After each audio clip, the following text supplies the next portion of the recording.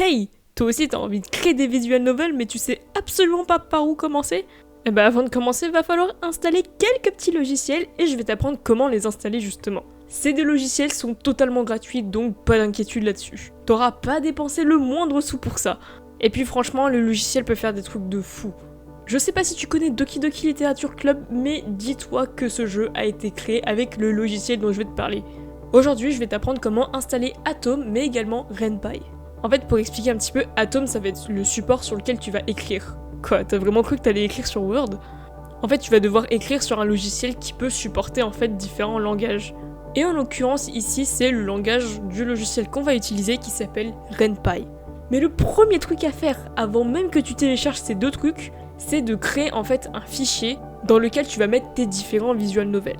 Tu peux l'appeler comme tu veux, tu peux l'appeler visual novel, jeu vidéo, moi pour ma part, je vais l'appeler visual novel.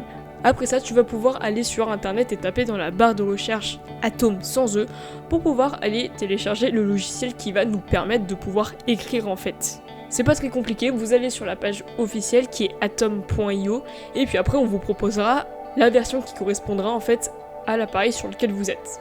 Après vous allez pouvoir aller sur le site officiel de Ren'Py, Ren'Py avec un Y, ren'py.org et c'est là que vous allez pouvoir télécharger le fameux logiciel qui va vous permettre de développer vos visual novels.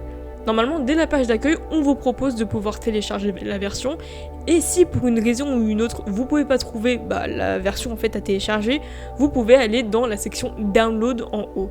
Normalement, on vous mettra à disposition toutes les versions sur lesquelles vous pouvez télécharger, donc c'est-à-dire sur Windows, sur Mac ou alors sur Linux. C'est assez intuitif de ce côté-là. Vous pouvez aussi télécharger les trucs pour pouvoir exporter votre jeu sur Android ou iOS, mais perso, je sais pas trop comment faut faire. Automatiquement, en fait, vous allez télécharger la dernière version de Ren'Py ici, qui est la 4.4.4. Mais personnellement, pour moi, vu qu'elle marchait pas très bien, j'ai préféré rester sur la version d'avant. Et si jamais vous voulez télécharger les versions précédentes, en fait c'est pas très compliqué, vous allez tout en bas de la page et vous allez pouvoir avoir accès à toutes les anciennes versions de Ren'Py. Donc moi pour ma part j'utilise Ren'Py 7.3.5. Une fois que vous avez téléchargé les deux logiciels et que vous avez tout bien mis en ordre, vous allez pouvoir ouvrir Ren'Py et découvrir un petit peu l'interface. Donc ça se présente d'abord avec vos projets qui sont à gauche et puis à droite tout ce qui concerne le jeu, les images, l'audio, etc. Donc vous avez un tutoriel de Ren'Py que vous allez pouvoir voir ou alors vous pouvez cliquer sur The Question qui est en fait un exemple de visual novel que Ren'Py a créé automatiquement. Et pour être sûr de savoir où vont se créer en fait vos nouveaux visual novels, vous allez cliquer sur le bouton préférence en bas à droite et vous allez cliquer ensuite dans Project Directory.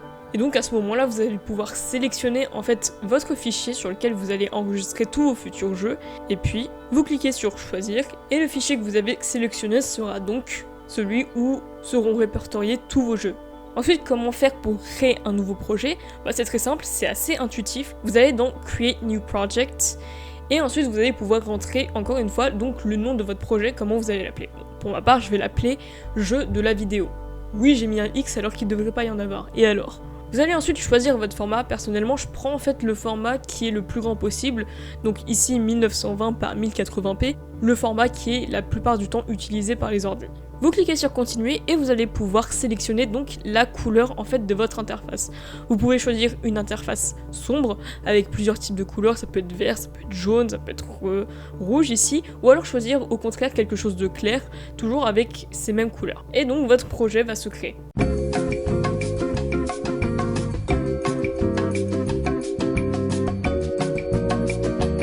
Bon, après un certain temps, après avoir attendu que votre projet se crée, vous avez enfin donc votre projet à l'intérieur de la section projet tout en haut. Et si jamais vous allez sur le fichier dans lequel vous avez répertorié en fait vos jeux, votre jeu en question sera à l'intérieur de ce fichier. Si jamais vous allez sur Launch Project, vous allez avoir en fait l'interface normale que vous avez au tout début de chaque jeu que vous créez. Vous avez une interface qui est déjà créée avec commencer, charger une partie, les préférences, etc. Et donc ça va vous mettre en fait un petit dialogue très rapide où il va y avoir écrit You've created a new Ren'Py game, qui veut littéralement dire vous avez créé un nouveau jeu Ren'Py en fait. Et ensuite once you add story, pictures and music, you can release it to the world, qui veut dire en fait quand vous aurez ajouté une histoire, des images et aussi de la musique, vous allez pouvoir le partager au monde. Et le jeu se termine là-dessus, c'est tout simple en fait. Si jamais vous retournez dans votre fichier et que vous allez ouvrir en fait tous les fichiers du jeu à l'intérieur, donc jeu vidéo, vous allez ensuite dans Game, vous allez voir qu'il y a plein de fichiers différents. Mais celui qui va nous intéresser d'abord, c'est Script. Et normalement, en fait, si vous avez bien téléchargé Atom, il devrait y avoir le logo, en fait, Atom juste à côté de Script que vous allez pouvoir ouvrir. Une fois que vous aurez ouvert Atom, en fait, vous allez pouvoir avoir accès à ce qu'on appelle le script, qui est en fait là où va se dérouler, en fait, toute votre histoire. Ce que vous allez pouvoir écrire, qui vont pouvoir décrire ce que les personnages vont dire, ou alors pouvoir afficher vos images et même faire la transition entre chaque image, etc. Voilà, la vidéo est terminée, c'était vraiment assez simple, c'est juste histoire de dire comment installer RenPy et Atom pour pouvoir commencer. J'aimerais pouvoir faire d'autres vidéos dans le futur où je vous explique un petit peu les bases éventuellement du visual novel parce que j'aurais aimé avoir ces conseils quand je commençais, même si pour être honnête je connais pas encore tout ce qu'il faut. J'espère que la vidéo vous aura plu et en tout cas je vous dis à la prochaine, salut!